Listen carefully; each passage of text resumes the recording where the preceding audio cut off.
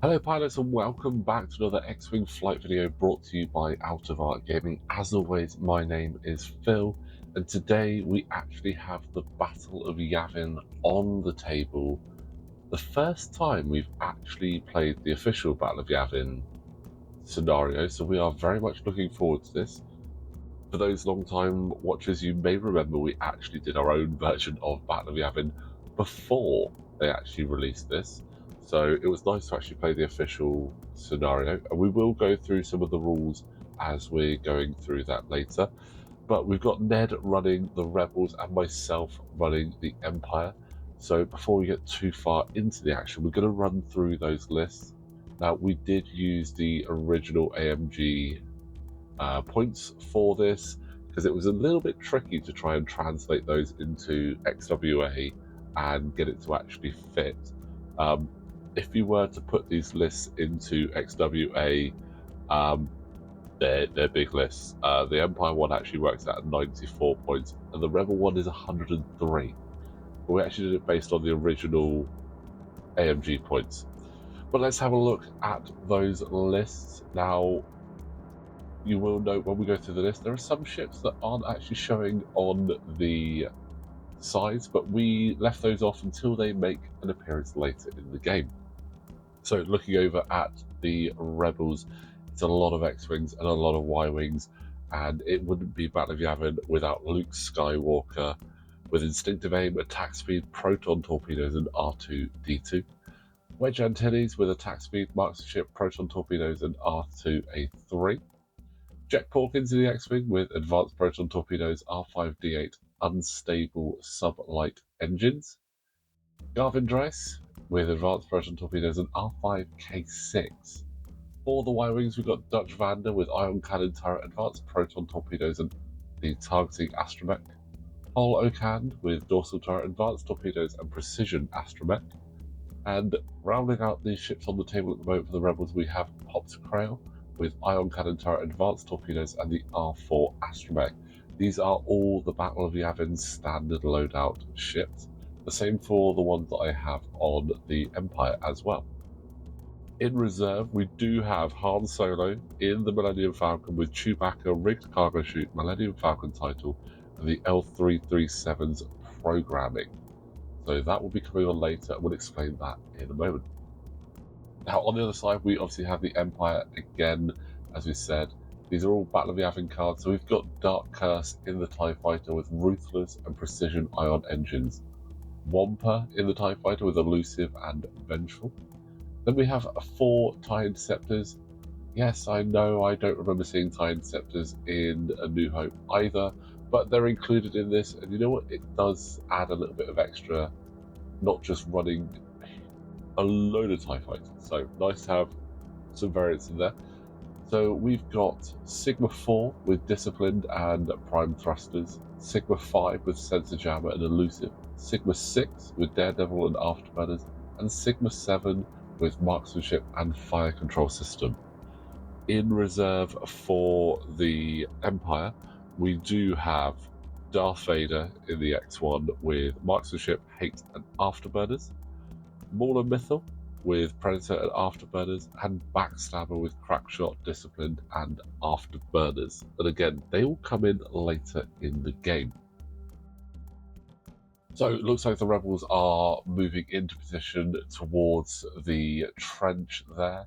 So you'll notice down the right-hand side towards the middle of the board, we have the trench. This is where the Rebels need to get to start their attack run. Now, both players do start in a slight different board position than normal, so range 1 of their edge, but range 5 from alternating corners. So the Rebels started down towards the bottom left of the screen, and the Empire at the top right. At turn 3, the Empire will receive reinforcements using the I have you now conditions, where Darth Vader and 2 other ships will join onto the table. They will need to start at, well, Vader will be placed at least more than range 3 away from any enemy ship, and then the other 2 ships are placed within range 1 of Vader. So the Empire does have reinforcements coming, because you look at the Rebel side and that is a very, very big brick of ships there that you would have to be scared of. Now, Battle of Yavin is played over 9 turns, and the key turns in the game are turn 3 and 4. Turn 3, the Empire gets their reinforcements coming in. Turn 4 is the turn that the Rebels can actually start their attack run. Now, for the Rebels to start the attack run, they need to have a ship overlapping the centre of the trench. So you'll notice the 2 thinner white lines are the guides for this. So if they have a ship overlapping this during the end phase of turn 3, one ship can be assigned the attack run condition card, and they will be placed at the bottom of the trench, ready to start the attack run from turn 4.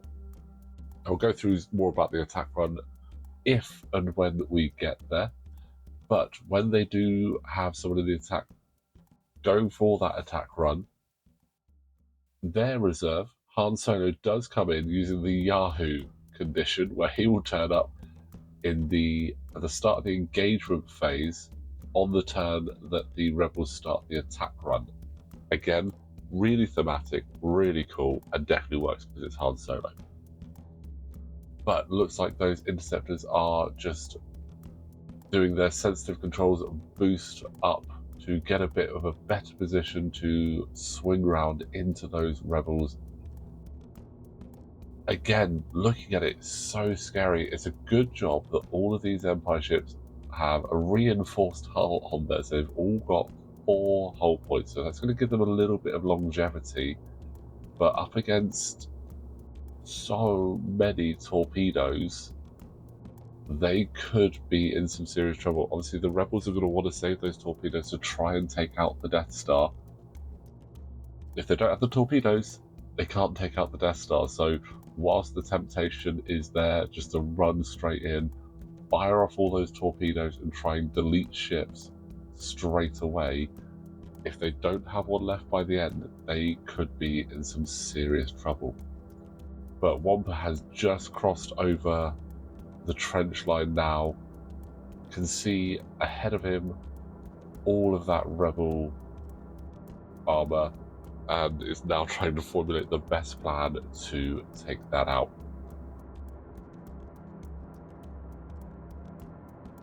And looks like that plan is to throw the interceptors at them and just try and be as fast as possible. Now, all of these ships as well, because they're the Battle of Yavin, they do have some extra flavor stuff to them, and there's some really cool bits on there. So if we do have a look at our interceptors there, Sigma 4 has the ability, after you perform a barrel roll action, you may spend 1 charge to perform a boost action. So this can be done as part of the sensitive controls, or it can be done later on. Obviously, where it's an action, you can't then double boost, but Sigma 4 is basically anyone that can double reposition during this. Sigma 5, after you perform an attack that hits, you may spend 1 charge to perform an evade action. So giving a little bit of extra longevity there. Really going to be banking on having initiative for that one, with all of the Rebel ships being the same, if not higher initiative. So that's a really interesting one to have there. Sigma 6 actually has access to slam as well. So after you fully execute a speed 3 to 5 maneuver, you may spend 1 charge to perform a slam action. So Sigma 6 has the potential to really get up the board quick, get into a prime position and start getting some shots off, or just get in the way of those ships trying to get access to that trench. Sigma 7, during the system phase, you may spend 1 charge to acquire a lock on an enemy ship at range 0 to 1. Sigma 7 is the only, I'm just going to double check that there, the only one of the 4 TIE Advance that can actually acquire a lock. So it has the lock action natively, but can also do this in the system phase. So you could see some incredible double modified shots there. But right now, we have a good old-fashioned joust. Those Y-Wings are showing that they're not scared of those spike interceptors. They are just going to go straight for them and rely on their shield and superior bulk to try and outlast those interceptors.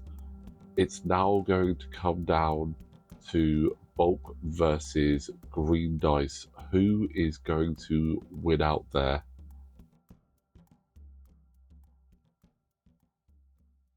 And as an Empire player coming up against 3 Y-Wings there, that's nerve-wracking. That is incredibly nerve-wracking. Those ships as well, all of the rebels on the board also have the hope shared ability. After another friendly ship at range 0 to 3 is destroyed, you may perform a focus or boost action. So it's a little bit scary thinking if we do take out some ships that they will all just be able to gain focuses or boosting. But you know what? We've got to take those ships out. We've got to stop them getting into the trench and performing the attack run. But here come Jack and Garven as well, swinging around. That is so much firepower and so much potential there. But here come Luke and Wedge. They have disengaged all the way over the other side just to keep out of the fight as long as possible. Well, I say keep out of the fight, but just to get a very solid angle there. And Luke and Wedge are the absolute best pilots when it comes to doing that trench run. We know they've both got a Death Star kill to their name, so if you're going after a Death Star, why not take the only 2 pilots in the galaxy who have actually destroyed a Death Star?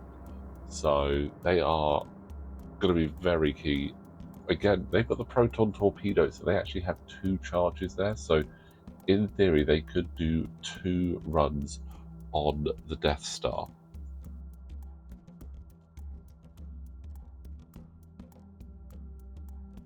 But it looks like they are lining up for some shots there. I really do not envy those interceptors there. Obviously, I'm the one that has put them there, but I do not envy what those interceptors are going to have to go through right now. It could be very brutal. Just having a look to see who is going to take the first shot. Oh, no, sorry, we still need to wait for Dark Curse to go. Not often you get an I-6 regular TIE fighter.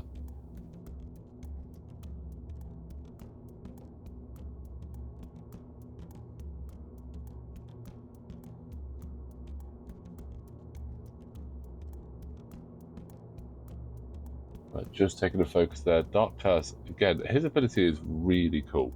So for Dark Curse, while you defend, the attacker's dice cannot be modified. That is, I mean, TIE fighters can be really annoying to take down, and that just really makes it even more frustrating. But Dark Curse gets the first shot off. Apologies, the dice cam was a bit blurry today, but that is 2 crits, and that, I believe, is going into Pop's Krail there. Whole Okand there, the top Y-Wing right in front of those interceptors is the first target of opportunity here, and that is 2 shields down, so evening it up a little bit for me. Again, with that, the low initiative, the low evades is going to be what is going to be the downside for those Y-Wings, but they still have so much bulk.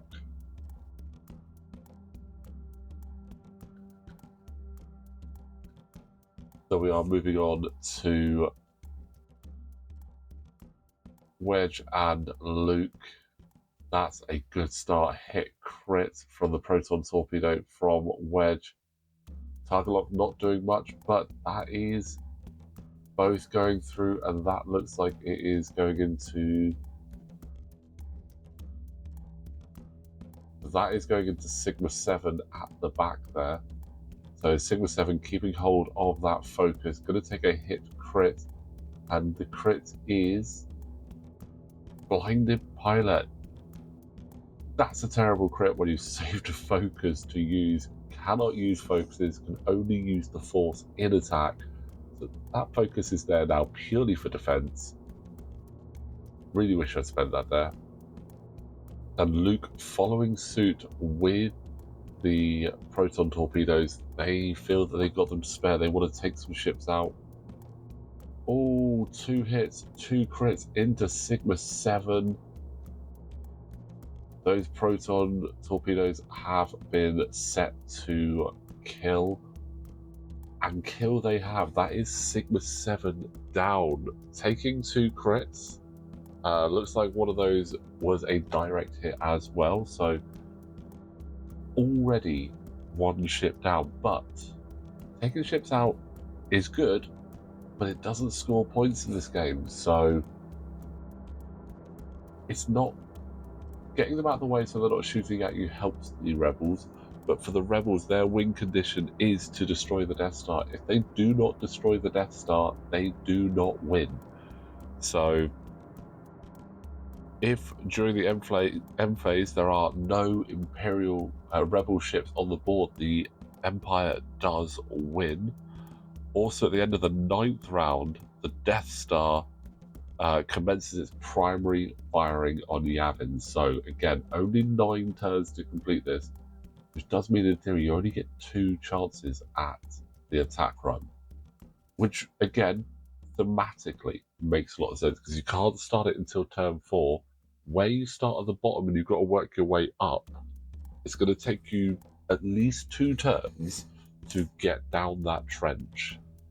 So, and you can't have a second ship join it. Oh, that is disappointing there. Range 1 shot, only the crit into hull.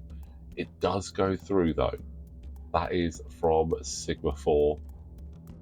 That crit is a fuel leak. That's a pretty good crit to get for the first crit on a 6 hull ship. Getting another crit through there is going to guarantee 2 damage straight away. So let's see what we can do. We are... Again, Empire has initiative. It is the I4 step, so we've got Sigma 6 and Sigma 5 left to shoot there. Can they take out this Y? With shots like that, that is going to do good. That is actually a hit and 3 crits. That is whole Okand annihilated. With that fuel leak, that's a minimum 5 damage there. The whole Okand is off the board, so it's going to be a crit, which I can tell you was another fuel leak, which triggered a damage. And in fact, whole Okand actually had 3 fuel leaks on there, so many cards having to be pulled out for whole there. But so far, 1 ship apiece down for each side. Trading an interceptor for a Y-wing. You know what? That's not a bad trade. That's not a bad trade overall. It takes a lot more shots to kill a Y-wing than it could potentially do to kill an interceptor. But ship for a ship so far is not too bad at this point. Let's see how we go on further through this game, see how much of the Empire ships... Oh, these red dice are incredibly fickle. Incredibly fickle red dice there. So we see some absolute highs and some absolute lows. Dice cam did get knocked there, but there we go, it's back in again. So that is 1 damage. That is going into Dutch there, the next Y-wing down the line.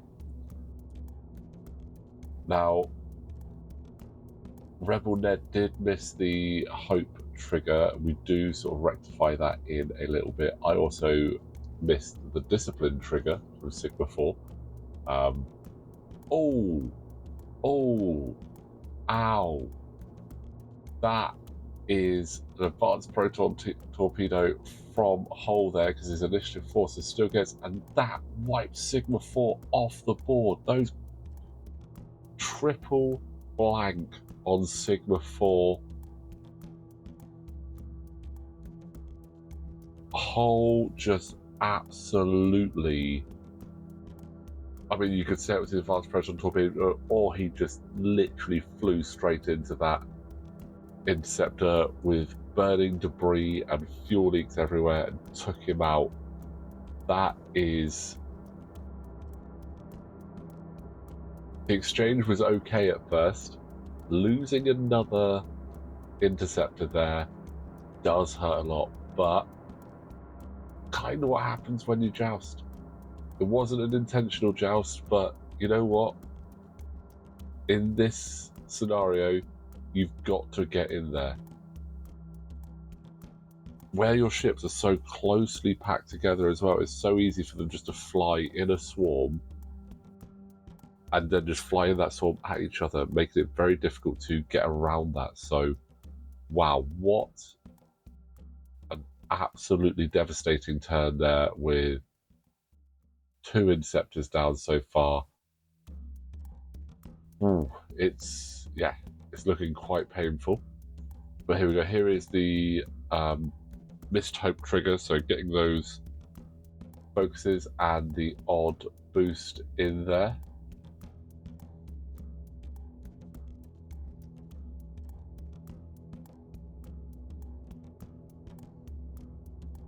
Now, it is really nice to have hope on those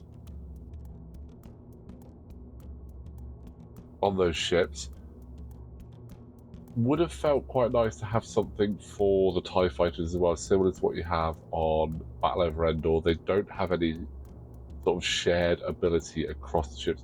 Admittedly, they do get an extra hull on all of the ships, which I'm not going to lie, I did miss that Backstabber and Mauler Mythal also have 4 hull as well. So when I played them as though they only had 3 hull.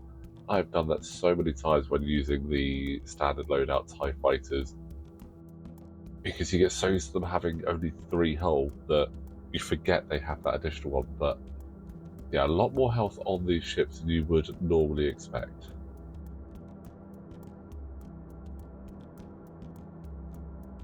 But it looks like we've got an ion cannon turret from Dutch Vander. That is going to be aiming towards Sigma 6 at the top of the board there. No tokens there, so if he can disrupt the interceptor, that's good.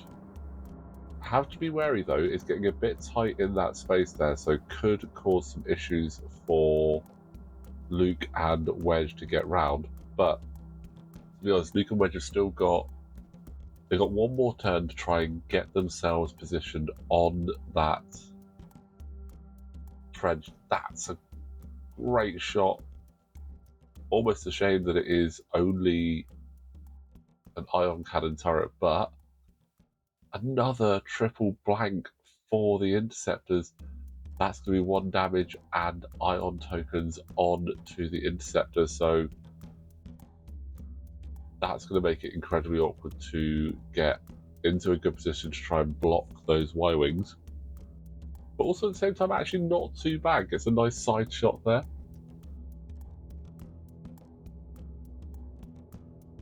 And this looks like it's a range one, I believe, from Garven. That's going into Wampa, having to spend elusive. 2 damage onto Wampa there.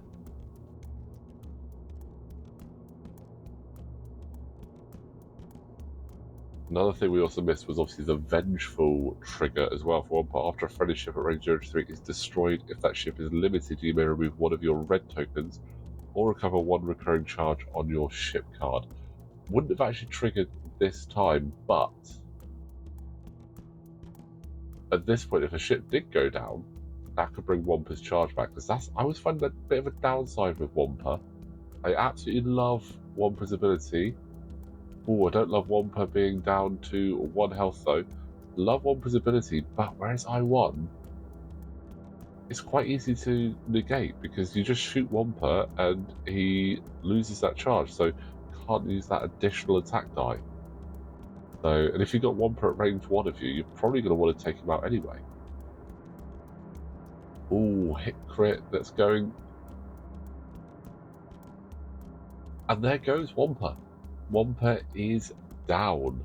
And that's a direct hit on Wampa. You can see we've got a lot of damage cards down on the table now. Will we finish that damage deck? Will we have to shuffle the damage cards back in? That was a brutal turn. We lost a TIE Fighter and 2 Interceptors for 1 Y-Wing. Is that really a great exchange? Probably not, but reinforcements have arrived in the shape of Darth Vader, Mauler Mythal, and Backstabber. So let's just quickly look back at the rules for that. So the I Have You Now, starting the 3rd round at the start of the system phase, the Imperial player may place their ships from reserve into the play area. 1 ship is placed in the play area within range 1 of any board edge and beyond range 3 of any enemy ship. Then any remaining ships in reserve are placed in the play area at range 1 of the first ship within range 1 of any board edge and beyond range 1 of any enemy ship. All ships must be placed in reserve during the system phase. After the ships are placed, the Imperial player sets a maneuver dial for each ship, and each ship gains 1 stress token. So, they are in and they are ready to move. The initiative is back in my side, so we are doing some drastic repositioning to try and get shots on these ships, because this is the turn where Rebel Ned needs to get ships on the board, on the trench. So if he gets them there, that's the position he wants. So again, looking at that, so that's the attack run condition. So starting on the 4th round, at the start of each planning phase, the Rebel player may choose 1 friendly small ship that is overlapping the template guidelines printed on the trench marker. So as you said, that's the 2 thin white lines. The chosen ship is assigned the attack run condition. Only one ship may be assigned the attack run condition at a time. So they will start down by where Backstabber basically is if they have someone there at the end of this round. They then have to then get up that board and try and launch some Proton Torpedoes into the trench at the exhaust port. And there is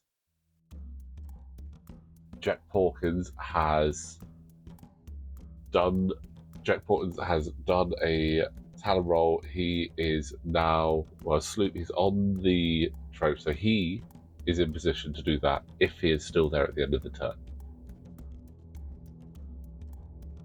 So as a Rebel player, you want to see how many ships you can get on there to try and get that working.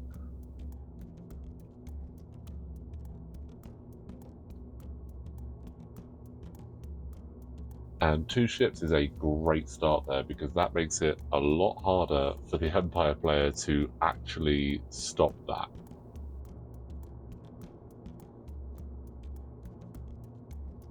Can he make any more? So we've got Jack and Garven on the trench. It would take a lot to take those out, actually. The X-Wings are very handy. 2 of 8 dice on there are going to make it really tricky. So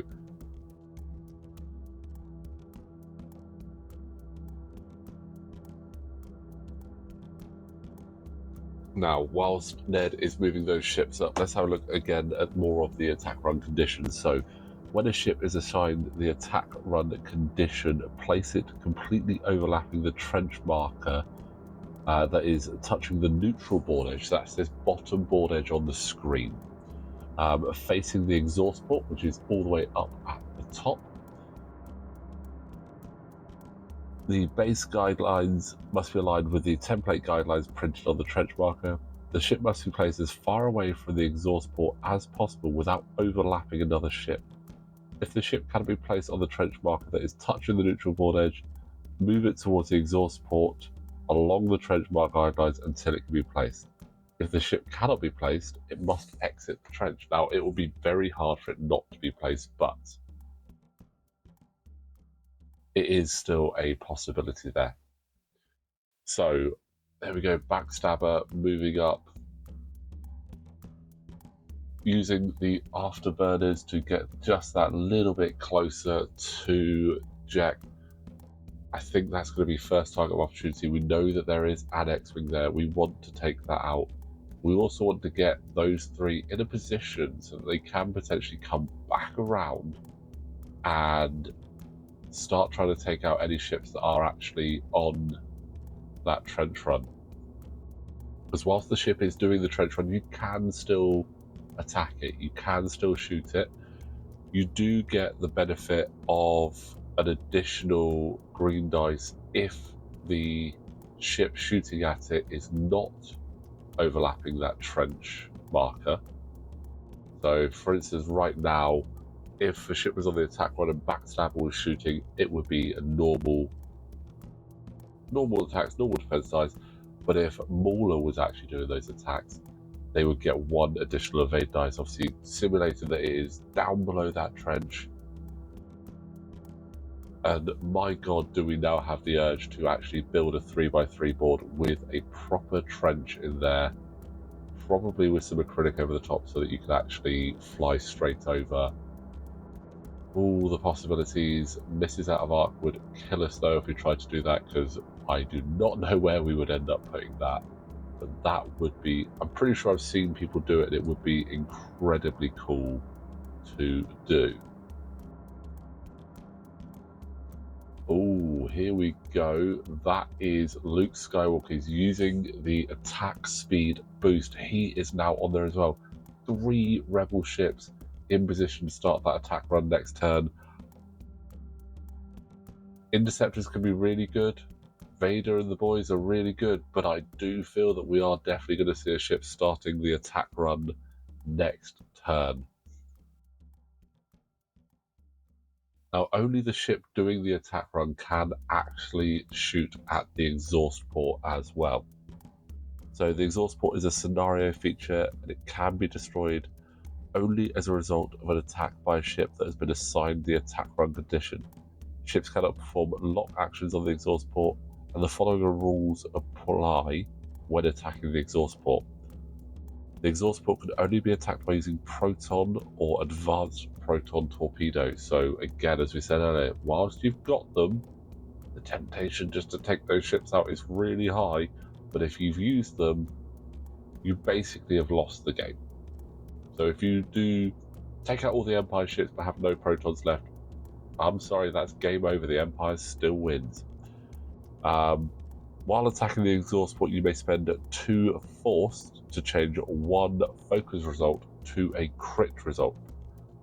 While attacking the exhaust port, if the attack dice show at least 2 crit results, the Death Star is destroyed. Again, that is why Luke is really, really good for this run. He uses the Force, ignores his targeting computer, and will be able to score that hit. Now,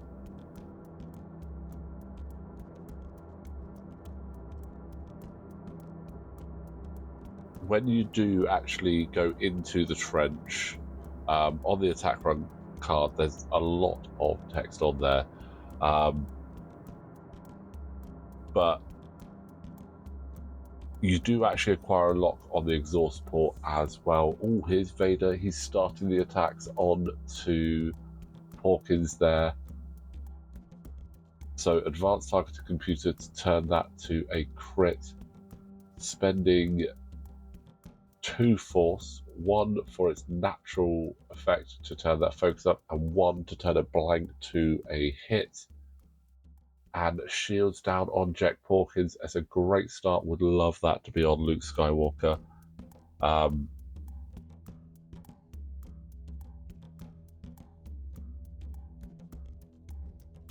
Let's see. I do have the initiative, so it will be Dark Curse next. Unfortunately, he does not have a shot on to Jack. Does have a shot in towards Pop's Crail there.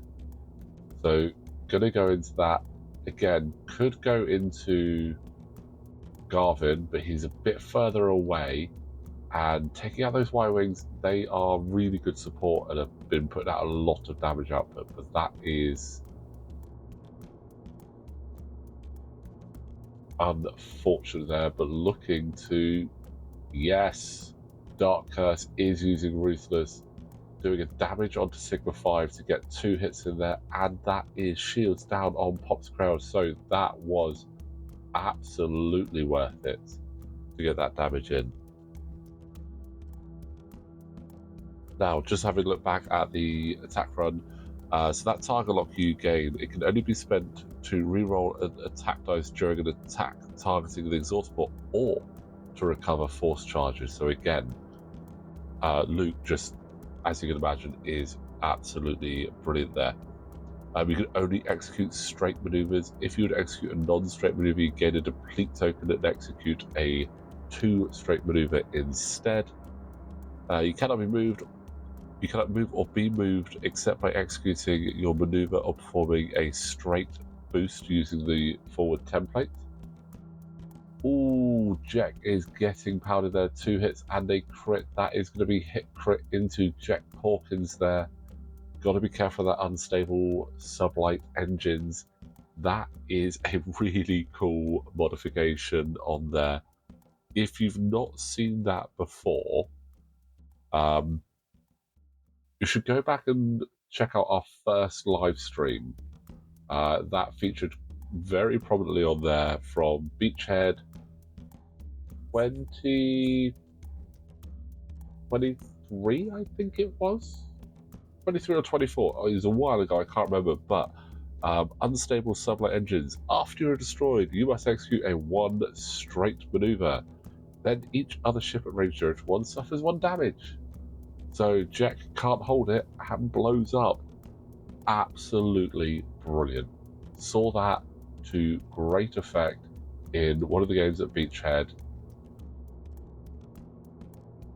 If you haven't watched it, you really should. Absolutely fantastic. But this is Mauler, unfortunately does not have Jack, so going into Pop's Crail there, that is 2 hits going into Pops, so really starting to get that damage through into there. Hopefully can take out some of those supporting Y-Wings. We've still got 2 interceptors. Unfortunately, Sigma 5 does not have Pops in arc though. But it's now Luke and Wedge. Luke not going to have a shot. He's facing the wrong way. Wedge is up and looks like he's just doing a regular range 1. Yeah, regular range 1 into Sigma 6. 3 hits. Gets the 1 evade. Oh no, is that into Sigma 5? That was actually into Sigma 5, so spending elusive, only taking 2. Sigma 5 is up with just 1. This is, I tell you what, it's so scary when you're coming against ships that can put out that much damage and your green dice are just deciding, nope, not today. So I would, any other day, I would bank on those green dice to be saving my interceptors left, right, and centre. But we saw 2 go down in such quick succession. But that is,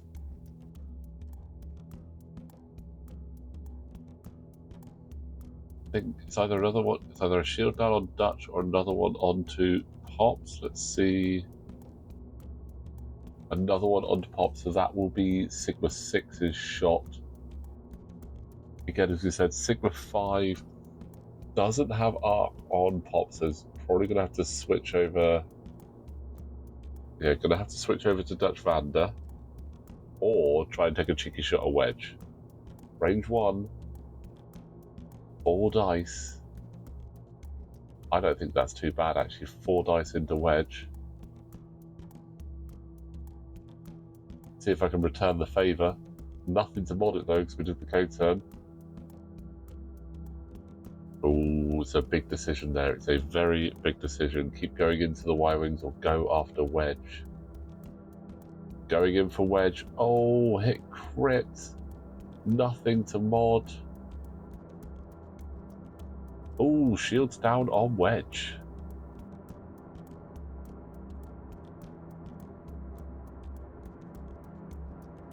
He does have R2A3 though, which can allow him to actually regain those shields if he so chooses. Would need to take a disarm for it, but it is an option.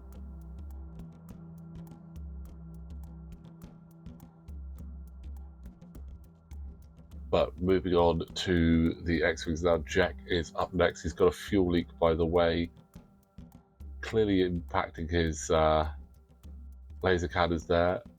Backstabber laughing off the range 1 shot there from Jack Porkins. Finally, the green dice have come back to play. But it was looking pretty dire towards the end of round 2 there. Only 3 ships left. The reserves for the Empire have really changed that landscape a bit, even on ship count. But again, it's 4 X-Wings and 2 Y-Wings against a lot of unshielded ships here. And that is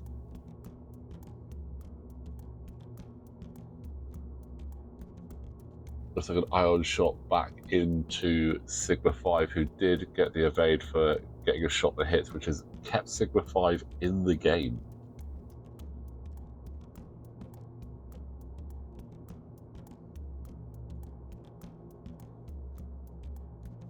And again, still going in for Sigma 5. Oh, the evades are here. Yes, they are. Sigma 5 is still around, living on just 1 health.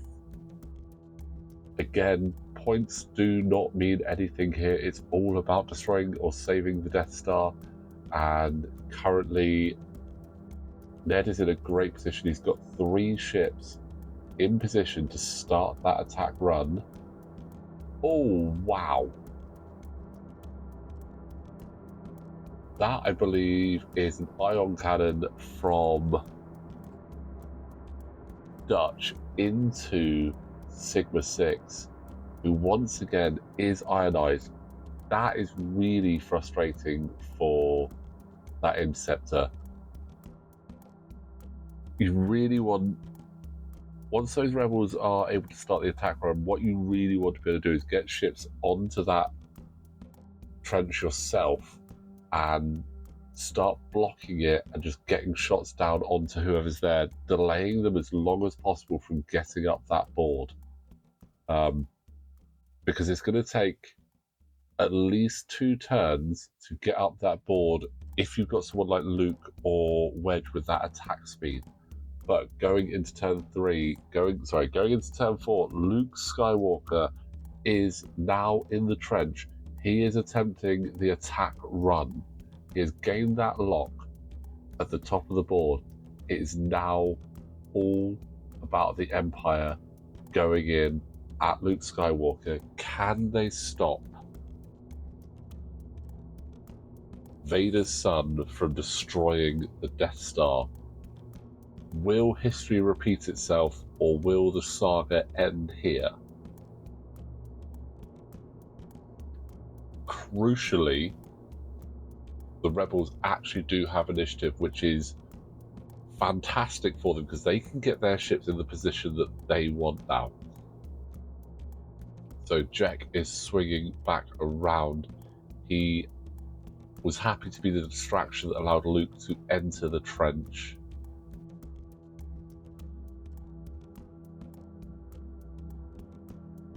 But it's getting close now. We're just about at the halfway point of the game with the turn. So into turn 4, this is crucial. Ned needs to weigh up 2 options. Does he just rely on Luke to get up that board quick enough and score the kill on the Death Star? Or does he try and keep some of his ships close to the trench so that they can actually jump in if needed? Because if Luke doesn't get this by turn 5, he is going to have to, well, yeah, turn 4 to move up, turn 5. If he doesn't get it by turn 5, he'll need to sort of disengage because Ned will need to get another ship onto that trench to restart the attack run.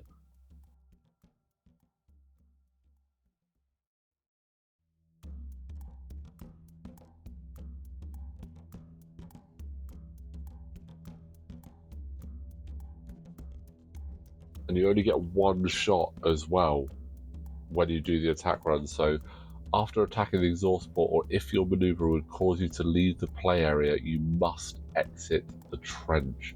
You only get one shot per run. I tell you what, they absolutely nailed the theme of this scenario.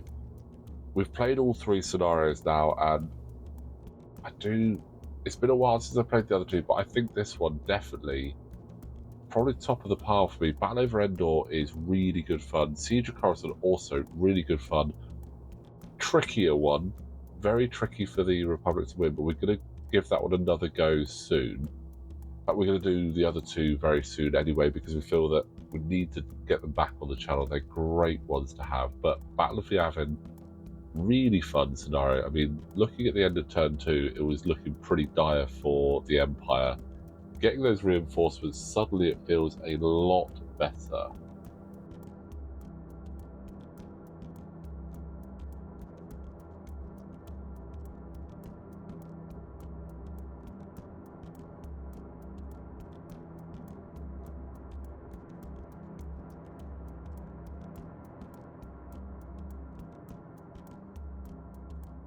But again, those rebels are getting right into the mix there.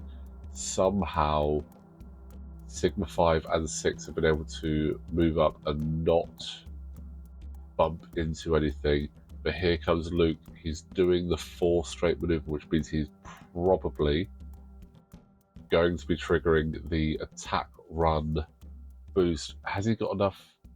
Is Backstabber in the way there? Or can Luke fit in quite nicely there?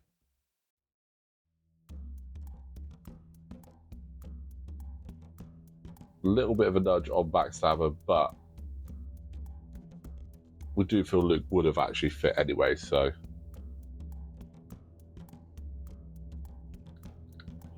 But this is what makes Luke and Wedge 2 of the best ones to do that. They've got the attack speed boost, which essentially gives them a free boost action, allows them to keep doing an action as well. But those rebels they don't know it just yet, but they have placed themselves really well to block these TIE fighters. Maul and Mythal attempting the 3K turn to reposition, get back in and get some shots in on Luke. Unfortunately, Jack is in the way. Backstabber also attempting the 3K turn, but those pesky Y-Wings again in the way means that Luke has got so far a pretty unimpeded run on that exhaust. Not happy about that. Also, now both of my TIE fighters are stressed.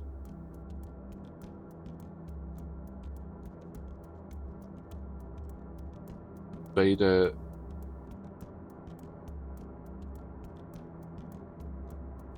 can fit his K-turn in though, so he can get some shots back in on Luke. Oh, if Jack wasn't there, that would have been a perfect spot to do an Afterburners boost back in to get a closer range shot. But where is Dark Curse going to go? Dark Curse having to go second because his move would have put him in the way of Vader. Because again, the intention was K-turn and then do the Afterburners, but it was not to be with Jack fully in the way.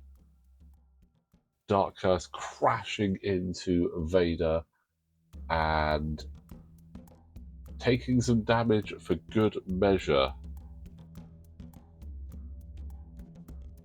If you bump into Vader's ship, he gets angry and will use the Force to cause some damage to you. But Vader is going to get the first opportunity to shoot back at Luke. You feel something familiar about this presence, but before that, Han Solo is appearing with the Yahoo condition card. So at the start of the place forces step of setup, a rebel player may assign this condition to a friendly large ship. Setup, start in reserve. When you are placed, you must be placed beyond range 1 of any enemy ship. At the start of the engagement phase, if a friendly ship has been assigned the attack run condition, you may be placed anywhere in the play area beyond range 1 of the enemy ships, then gain 1 strain token and 1 focus token. This is the really thematic bit. You engage in Initiative 7 on the turn you enter the play area. Remove this condition during the end phase of the round in which you enter play. So Han is coming in at Initiative 7. Han shoots first. There we go. He is on the board now. You can see he is Initiative 7 for this turn as well. A Rig Cargo shoot. What an upgrade to have on there as well. That could be incredibly fun. But Han is there in support. Does he thematically shoot straight in at Vader? Vader is possibly the big threat here.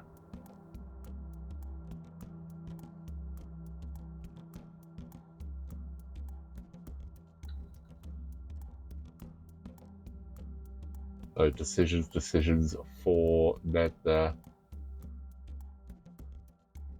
Go in at Backstabber, take out Vader, possibly Maul of Mythal. Who are you going to go for, Ned? Or are you just going to go for theme?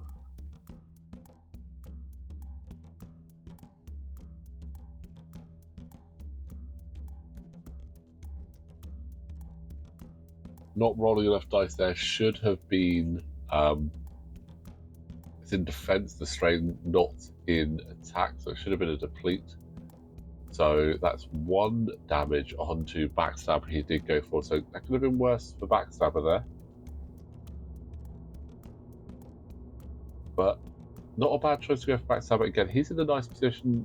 He could just wait for those Y-Wings to move and then plonk himself in the way of Luke. But that is a great shot there. Hit double crit from Dark Curse into Pops. Pops has been popped. And yes, I make no apologies. It had to be done. This will trigger hope, though.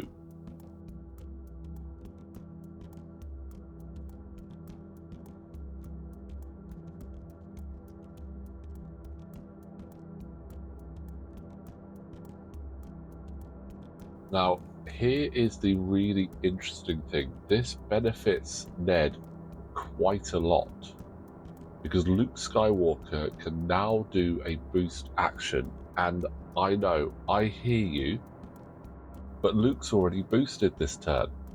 If you're not familiar with attack speed, the wording of this, after you fully execute a 3 straight or 4 straight maneuver, you may perform a boost using the 1 straight template. This is not an action. So this is one of only 2 instances where you can double action or double reposition action. I'm not even sure if there's any other, obviously Wedge here as well, if there's any real other instances where you can actually double boost in a turn.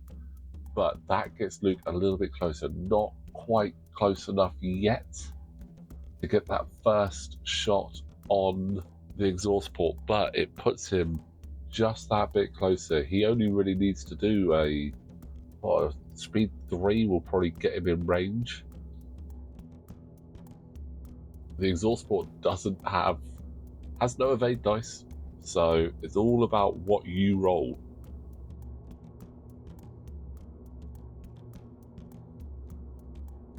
And again, with the Proton Torpedoes, they give you a crit as well. Spend one charge, change one hit result to a crit result.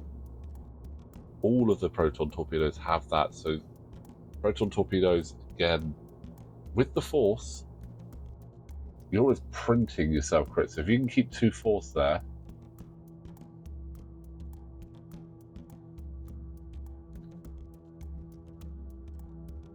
possibly the only thing I would consider changing on this is maybe making it 3 crits, but again, not all ships are able to put those crits straight in there. But Vader, Vader is actually going in at Jack there. So advanced target computer to turn that to a crit. Hit double crit, spending a force to guarantee. There's 2 health left on Jack, and he has to evade, so I need to spend that force to guarantee that. So Jack Porkins is definitely down, and then he blanks out. Put all that effort in, and you didn't need to, but Jack Porkins is down. This now actually triggers the unstable engines, unstable sublight engines, which means he does attempt a boost forward, and he is going to cause damage to a lot of ships around him. So that is going to be Backstabber, Mauler, Dark Curse, Sigma 5, Vader. Definitely going to be catching Dutch Vander. I believe that Garven was Garven out of range there? We will see in a moment, but that is a lot of damage there. Pops another interceptor down. Was it worth it? Possibly not. Was it fun though? Absolutely. Yep, there we go. Dutch did take a damage there. You know what? Absolutely worth it. Porkins never made it out of A New Hope. Why should he make it out of the Battle of Yavin scenario playthrough as well?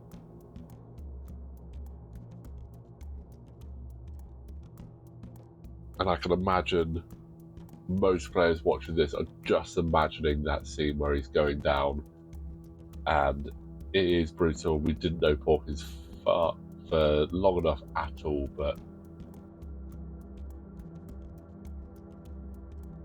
now moving on to the I5. So Luke is there, and so is Wedge. They still get to attack because you can still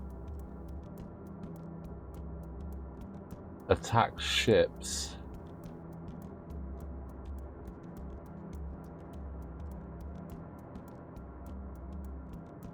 Yeah, we did have a reread through the attack run card, and there's no restriction on shooting ships out of the trench, which is kind of makes sense.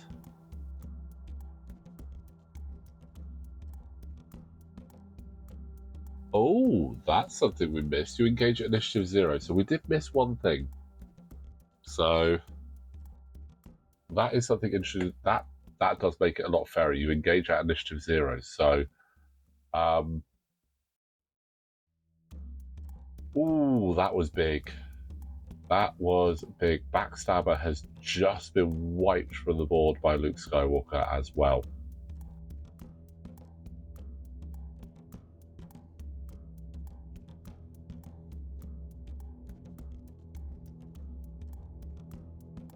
But we will definitely play this scenario again. It is absolutely great fun. I think this would be the kind of scenario that would be quite fun to play with a couple of players on each side, taking control of a couple of ships. You can really make this like quite a fun group activity. If you think we've had about 9 ships each, 8-9 ships each on the table, so you could have maybe 4 players aside, each controlling 2 ships.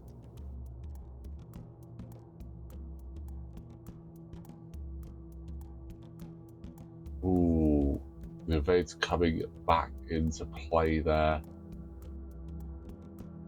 That was into Vader. No, not into it. I missed who that was into, but no damage coming through. But it is getting, again, it's starting to look quite dire again for the Empire. They are losing ships rapidly. This is what happens when it gets into an absolute brawl right in the middle. But that is going to be Mauler going into Dutch Vander. Dutch debating whether to spend his focus, but it's backstabber into Dutch, debating whether to spend his focus, keeping that focus on attack.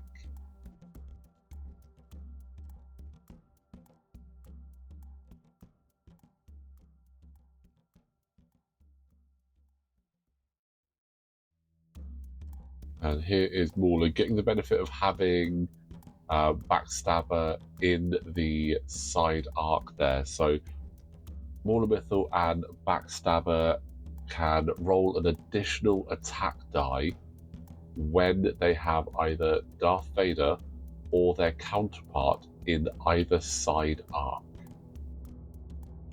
But backstabber has now left the board. Luke and Wedge have just been so efficient, especially Wedge. He has just been an absolute menace. He does still have his sort of outmaneuver abilities, but it does work slightly different. So while you perform a primary attack, if there is another friendly ship in the defender's firing arc, the defender rolls one less defense dice. So it's not quite as good as regular Wedge or outmaneuver, but it's still pretty powerful.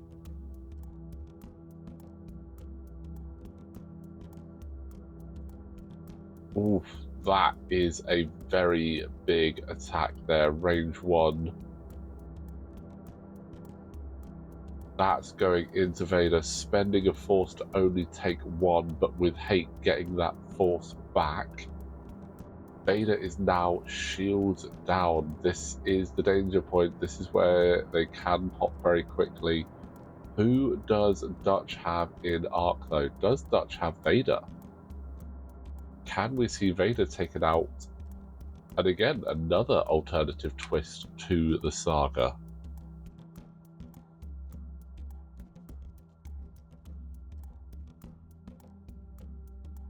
Note that looks like yet another ion cannon turret.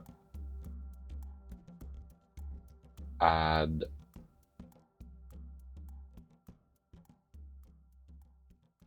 just a damage going through, no ion, saving that focus for the attack, wanting to try and get a modified attack through. I mean, why not? Sigma 6 was not going to go down from that.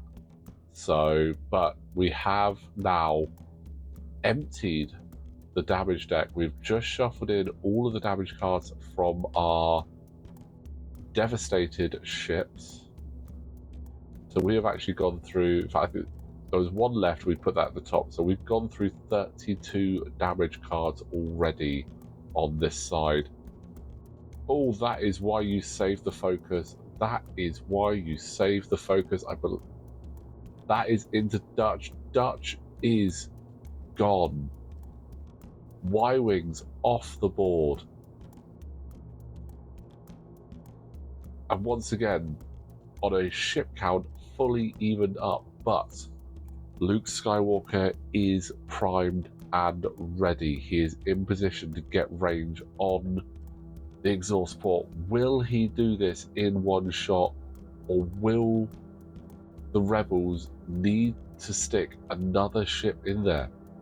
This is where it's going to get. This is where it gets a bit dicey for Ned. He now needs to think: can I rely just purely on Luke, or do I need to get one of my small base ships on those guides ready for the next turn? And I'm just going to have a quick look back over that.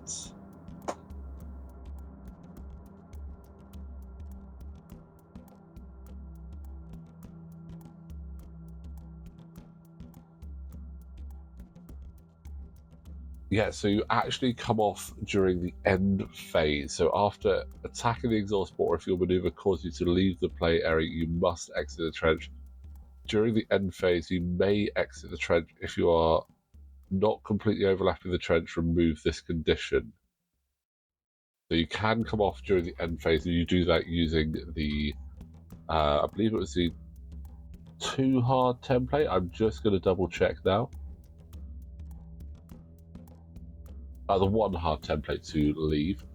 But here comes Sigma 6. He's trying to get into a position to block Luke. Is that far enough up? Can Dark Curse also get into a position? If we can block Luke, keep him out of range 3 of that exhaust port, we could extend this a little bit longer, but Garven is just going to be bumping straight into Vader and Dark Curse, just catching the... Oh, did Dutch not go down? Did we miss something there a moment ago? Is Dutch still up? Okay. Maybe Dutch is actually still up there, and we've miscounted our damage, but still.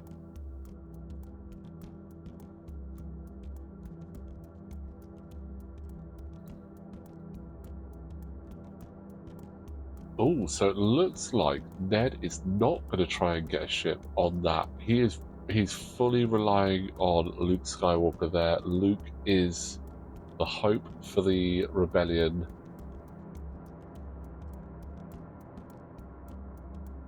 Can Mauler get into a position to block Luke? Can Dark Curse do the same? What can Vader do? It is a very big question. Vader is stressed, so... Oh no, Mauler is potentially going to try and go on the attack. Possibly blocking Wedge from trying to get onto the center as well. I don't know how successful that's going to be for Mauler.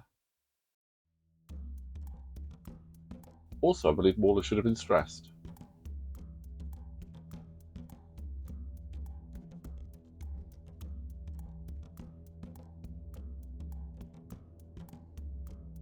You know what?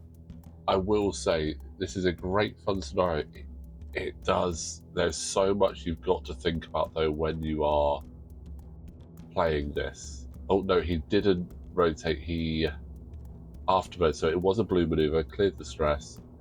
So instead, looking to try and get into a position to get shots on Luke then.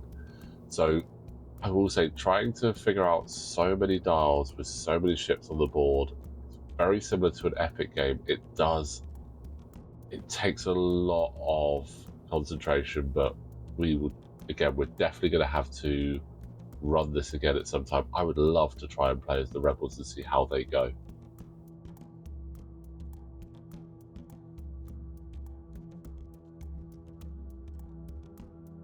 Now again, you can do this not using the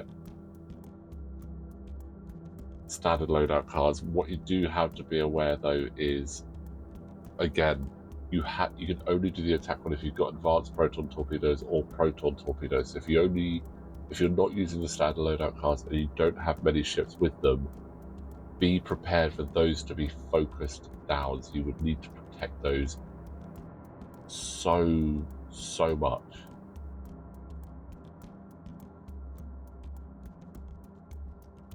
But the initiative is in my favor. Hard is back down to initiative 6. Vader, unfortunately, very limited. The K-turn, whilst effective, potentially effective, does leave him a little bit out of position. So maybe I should have slow rolled those in a little bit, tried to stay in line with Luke. But it's a hard one to do. Was hoping to get Mauler, Vader, and Backstabber all turned around to all ping shots at Luke and try and take him down. Luke is a tough cookie to crack, though, because obviously with his ability, when he becomes a defender, he can regain a force. So any force you strip from it, you need to strip both in a turn to try and force starve him, but that's not easy.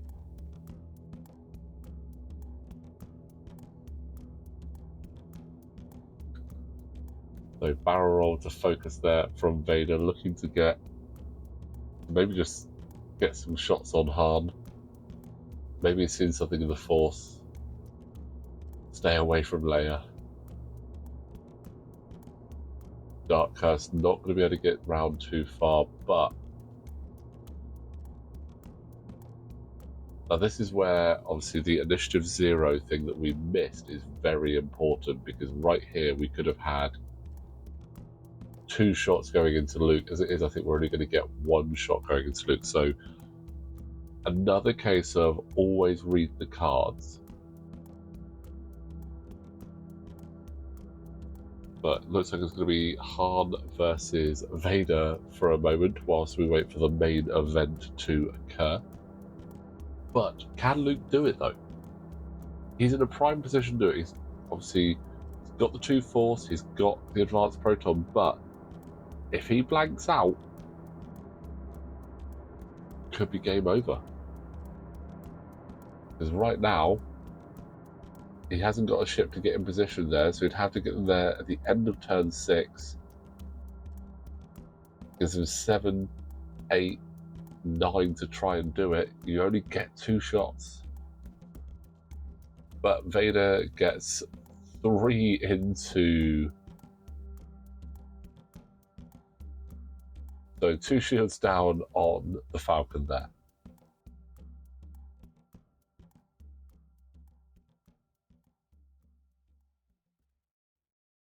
So, Dark Curse, going to have a range 1 shot at Luke Skywalker. The first time Luke, I think, has actually been targeted in this game, and it is a poor shot, a very poor shot from Dark Curse. Does he ruthless someone? He does. He ruthlesses Mauler Mythal.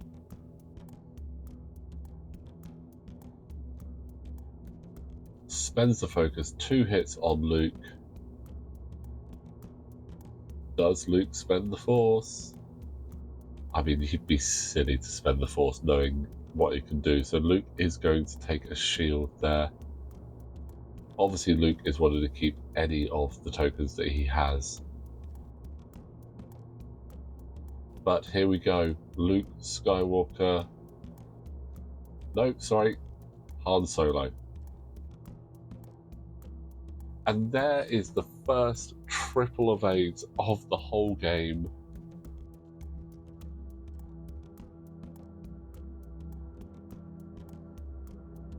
But it is now... Oh, I think we're gonna wait a second. It's gonna be Wedge going first. We are holding off.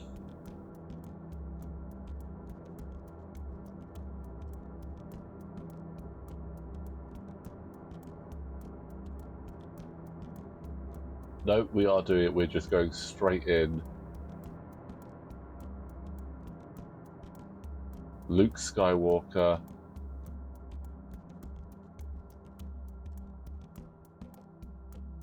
And spending the 2 Force. Turning that into 2 crits. Luke Skywalker has destroyed the Death Star once again. We've seen the movie. We kind of knew what to expect, but it was always great fun to play out. What a game. What a game. That was... There were points when I was playing that and it looked so tough for the Empire, losing so many ships so quickly. It really made me think, oh wow, this is not particularly great. But you know what? Some of those ships absolutely really played their part, did some good damage in. Again, we missed that whole range 0, initiative 0 trigger on attack run, but 100% would play this scenario again. Might actually see, as I said, get the group to come in and all have a go at it. Fly a couple of ships each and see how that goes. That could be really fun. But guys, if you've not played Battle of Yavin, and there's someone in your group that has it, we definitely recommend giving it a go. That is a great, fun mission to play. All the scenarios are good fun. So if you have access to them, give them a go and just get ships on the board. Have fun. Don't necessarily, you could do something crazy. Maybe Scum have stolen the Death Star and controlling it, and now it's the Empire trying to destroy it to get it off them. You could have some real good fun with that, but you know what? Great mission, great fun. Thank you very much to Ned for bringing that to the table and playing that with us. We really enjoyed it. But guys, that's going to be your video for this week. Battle of Yavin, the story ended exactly as it did in the movies. Vader is still there. Luke is the hero of the rebellion. What a great game.